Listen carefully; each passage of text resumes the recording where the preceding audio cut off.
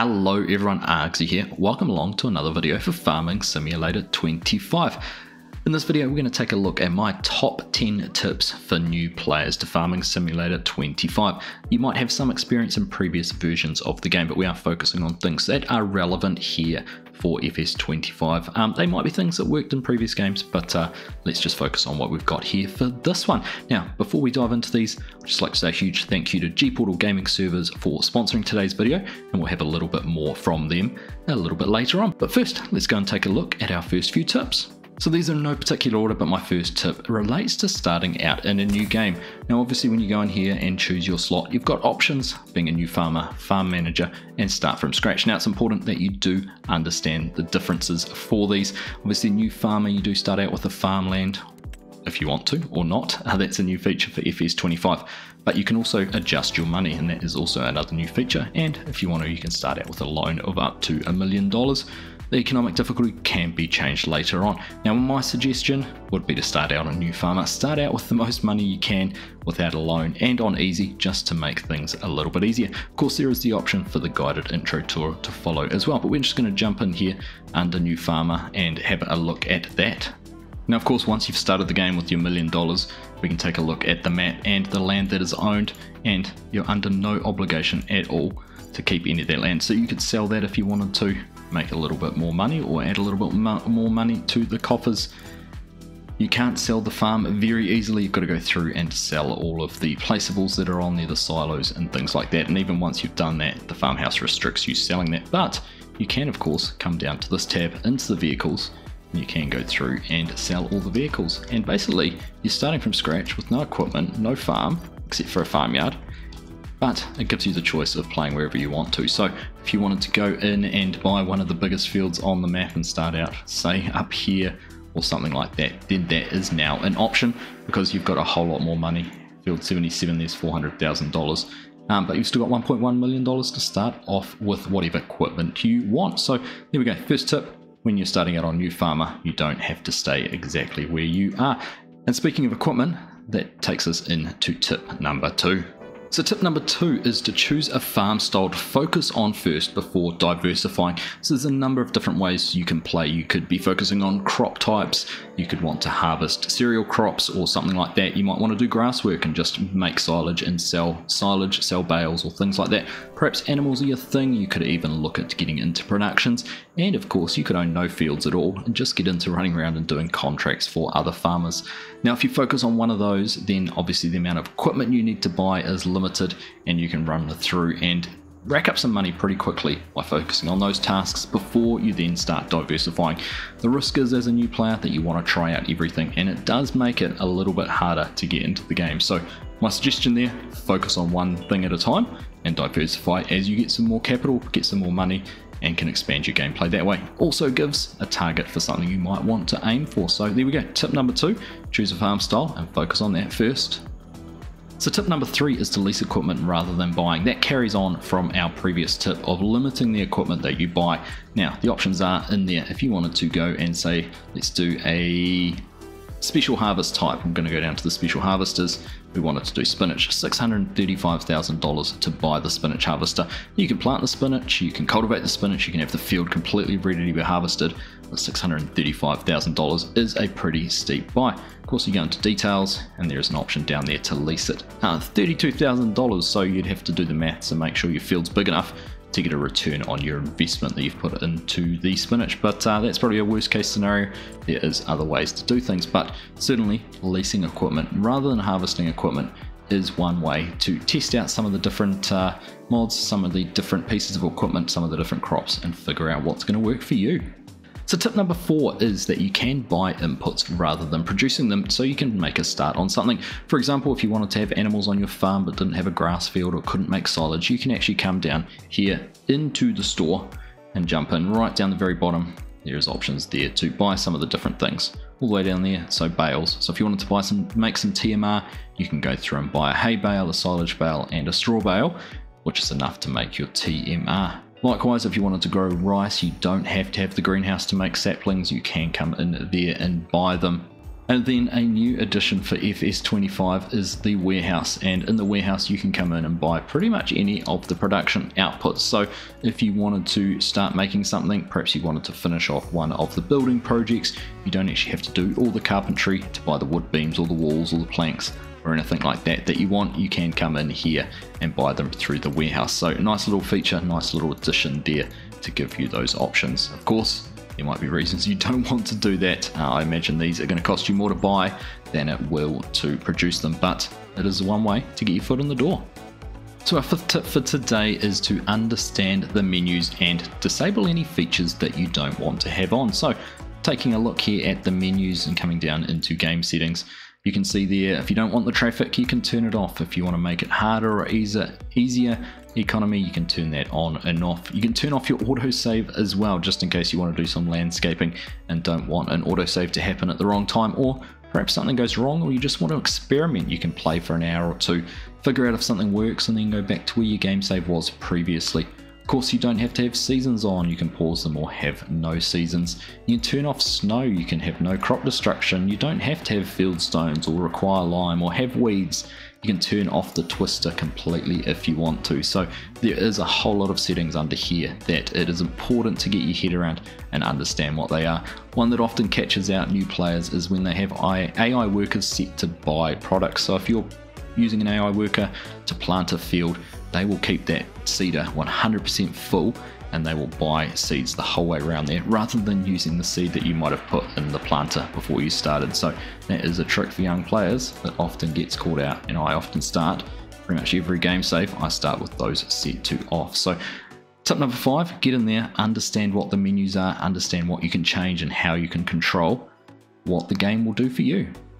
So 5 tips down, 5 more to go, but before we move on, once again, I'd just like to say a huge thank you to Gportal for sponsoring today's video, and here's just a little bit about them. A huge thank you to Gportal Game Servers for sponsoring this video. Now, if you're wanting the most reliable multiplayer service for Farming Simulator 25, then look no further than Gportal. Their servers are designed with the gamer in mind, providing you with the ultimate gaming experience, whether it is on PC, Xbox, or PlayStation. Gportal servers are built for speed, delivering lightning fast gameplay so you can enjoy Farming Simulator 25 without any lag. Plus, they offer top-notch security measures to ensure your data is always safe and secure. Gportal provide a range of server settings for Farming Simulator 25, from 4 up to 16 player slots, a range of server locations all around the world, and up to 25 gigabytes of mod space for all of those fancy tractors and trucks. One of the best things about Gportal is their 24/7 customer service. Whether you have questions about setting up your server or need assistance during gameplay, the support team is always there to help. Managing your server has never been easier with Gportal's user-friendly control panel. You can easily set up your server, manage your settings, and monitor your gameplay in real time. If you're looking for a new server, then use the link in the description to save 10% right now. Thank you once again to Gportal for sponsoring this video. Now, let's get back to the farming. So once again, thank you very much Gportal for sponsoring today's video. Now onwards, number 6 is to use the required equipment by crop feature to help with your equipment selections. Don't know what to use for a certain crop type or what you might need to be able to get started on animals? Go into the vehicle store and click on this box icon on the left hand side, and this will give you different packs of equipment to use to do the favorite things you might want to do or harvest the crop you might want to do. So starting off with grain, you come in here, it will show you a tractor option compatible with everything else, your combine and header options, even gives you a seeder, seed, a cultivator to be able to basically get started with your crop, whatever it is you want to do.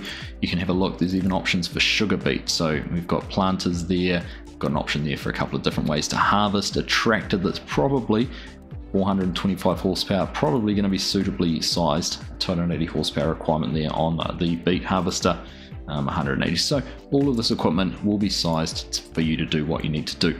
Specific orchard tractor there for running in olives, the olive harvester. Everything's pretty much covered. Animals, it gives you the idea there on animal trailers, gives you the options to buy wheat, oats and pig food if you're trying to get into different sorts of animals. So good little way to understand what you need to be able to get into different jobs, into different tasks. So make use of the pack option there to help select your equipment when you're trying to do something. So tip number 7 is to make use of the help options that are available both in-game and online.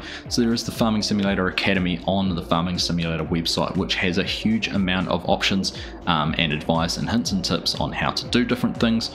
You can come into the settings menu down the bottom, go to help, and it will give you some ideas on what you need to do for different things, some overviews on yields, what different crops there are, and how to go through and do all of those. So heaps of information there in that, right through trees, productions, some of the miscellaneous things as well. There's a link down the bottom to the Farming Simulator Academy.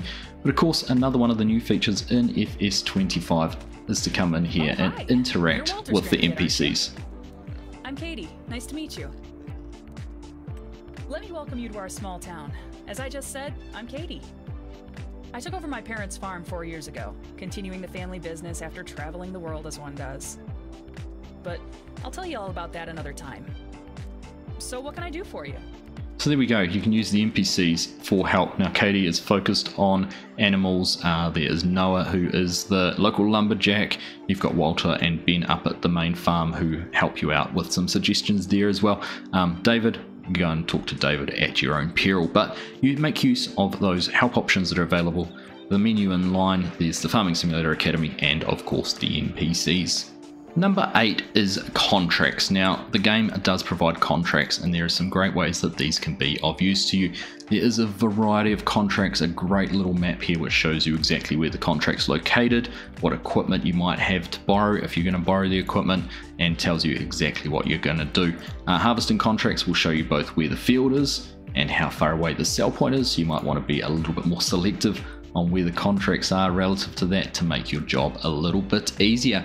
You can carry out multiple contracts with leased equipment. So for example, we were going to do some fertilizing contracts. We could come in here, we could borrow the items here from Katie, get a tractor and a fertilizer spreader. They'll be available for us, but then we can actually come in here and we can just accept these contracts and not take the cost of the leased equipment. So we've saved there on the leasing costs. You can also do that with mowing. You can do it with the harvesting contracts.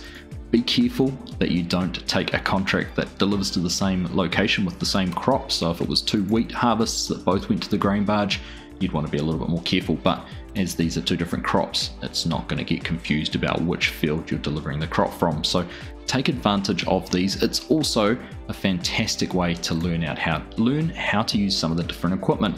How do you break up rocks? Well, it gives you the equipment you need to use, it shows you where to go and makes things pretty clear. Wanting to have a go at transporting some wood and understanding how to use the cranes and pick up logs, again, you can do that there through the contract. But weeding, mowing, fertilizing, seeding, cultivating, harvesting, even baling and bale wrapping, all of those things are in there.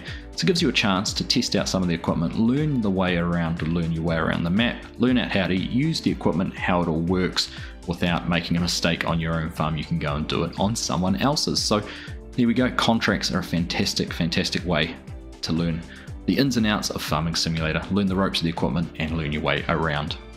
So tip number 9, only a couple more to go, and this one can be considered a little bit of a controversial option, a controversial take, but when you're a new player to the game and you're just wanting to make some money and learn how to play, this is quite a good way to get into it. It is field flipping. So let's have a look and take this field in front of us, for example, just have a look at it on the map. So this is field 68, it has a crop of wheat that is ready to be harvested. If we just have a look there, we can buy that field for $69,096. So we're going to go and buy that, take that on. We can now go in, harvest that crop, make the money off selling the wheat, and we come back in here. Once that's all done, we can sell the field and get exactly the same amount of money back. So we haven't lost any money on the buying and selling of the field, and we've made money off the crop. So we're now, the net value of however much we made off the crop, better off than we were previously. Now you can use the map here, we can deselect everything and then find out what's ready to harvest.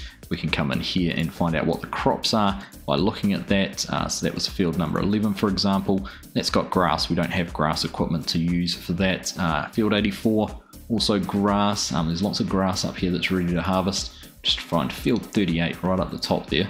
That looks like it's got canola. So if we had a combine with a grain header on it, that would be another option to go and buy that harvest it, and then sell it off again. So a good way to go about making some money early on in the game. Like I said, it's a little bit of a controversial tactic. Some people don't like it, but it is what it is, and if that's what helps you play the game, you play it the way you want to. And our 10th and final tip for today is about mods and understanding mods and using these to your advantage. But of course, this does come with a word of caution. Now, if we jump in here into our vehicle store, come to this tab down here, you can see all the mods you've got installed on your game save. So this relies on me having downloaded some mods already. Great little tip down here, you can tab between categories and packs. So when we're on packs, it's just showing the mods you have, so all the Macked on equipment's shown there in one item. Then we've got the different options there for those mods. If we go back to categories, you can see there was a header and a forage harvester there under that pack. There's the different Macked on headers that we had in there. And then of course, before we've even started the game, you can go into downloadable content and have a look at all the different mods which are available on the in-game mod hub. Now there's already a few coming through from Giants, there's a few that have come through from modders. Now of course, it is a word of caution here is to understand how these work, what they are, what they will do for you. So script mods there which are PC only, a lot of those, of course government subsidy in the Macked on pack, are usable on console, but it is important that you understand the mods. And a word of caution, the safest place to find mods is in here in the mod hub.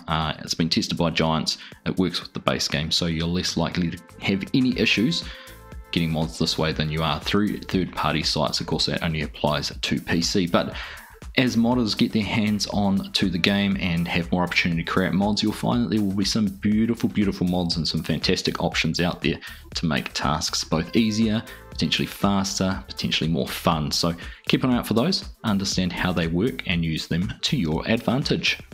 So there we go, that is my top 10 tips for new players for Farming Simulator 25. There's a few little tidbits of information through there that I hope you found useful.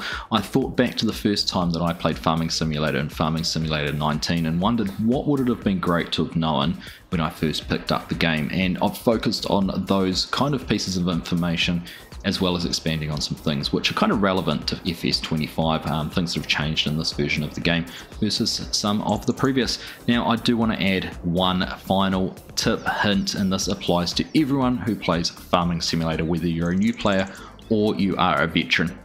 Play the game your way. There's no right or wrong way to farm. That's the beauty of this game, and I think that's why it appeals to so many people. Tasks can be done in many different ways. If you want to use AI help and AI workers to do everything and you just manage a farm, then go for it. That's how you want to play, do it. If you want to build a racetrack and race dirt bikes around it, then go for it. Whatever you do, don't let anybody tell you you're doing it wrong.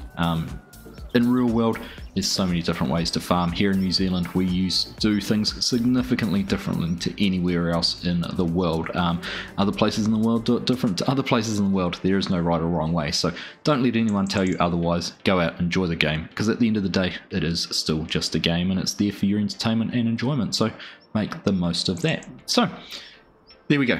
10 tips for Farming Simulator 25 for new players to come in and enjoy the game and hopefully make it just a little bit easier for you. Once again, and for the final time, thank you again to G-Portal for sponsoring today's video. Of course, there is a link down in the description to save 10% on your first multiplayer server, and that could be my 12th way to enjoy the game, make things easier. Get into multiplayer, it is a heap amount of fun. So as always, I hope you've found this video interesting and informative, and there might be something there to help you.